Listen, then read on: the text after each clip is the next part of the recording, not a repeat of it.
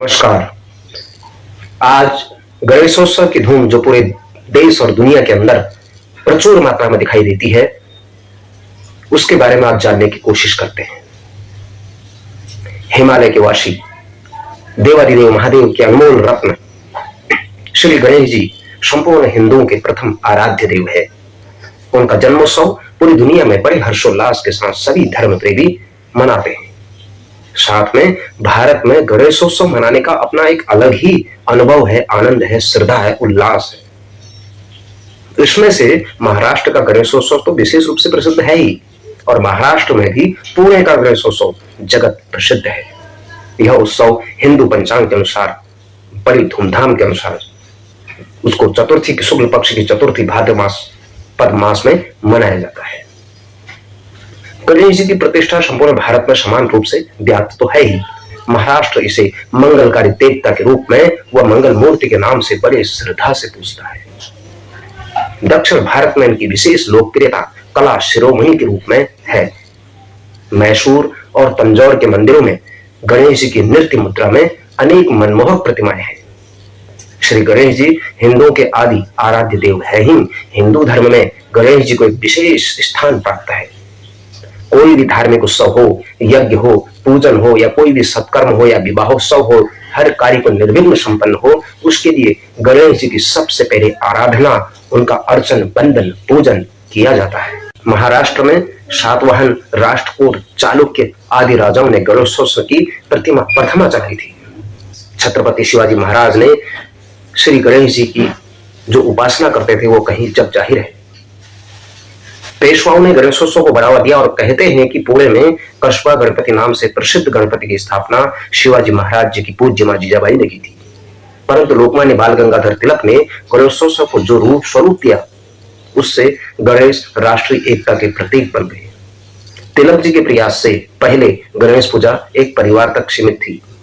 जब तिलक जी ने आह्वान किया, उससे पहले केवल लोग अपने अपने परिवार में सीमित रूप से मनाते थे।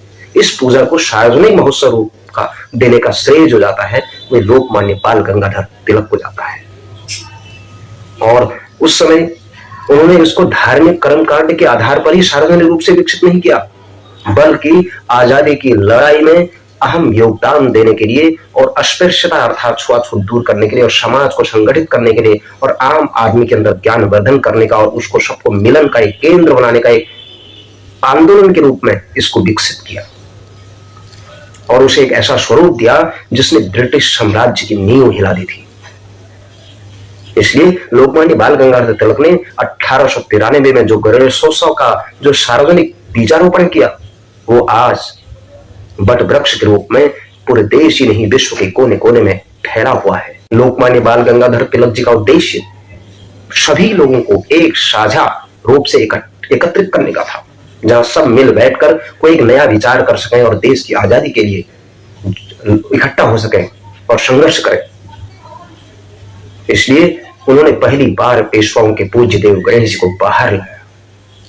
वो एक भारत में उस समय अस्पृश्यता छुआछूत चरम पर थी कि लोग उनके देव पूजन करने में भी उनको मौका नहीं मिलता था। इसलिए सभी लोगों ने गणेश प्रतिमा का चरण छूकर आशीर्वाद लिया और उसके बाद ये धीरे धीरे आगे की ओर बढ़ता चला गया क्रम, और उसके बाद उसके विसर्जन की प्रक्रिया भी उसका भी शुभारंभ हुआ। और इसलिए सार्वजनिक गणेशोत्सव आज 50,000 से ज्यादा जो गणेशोत्सव मंडल है वह केवल महाराष्ट्र के अंदर ही है।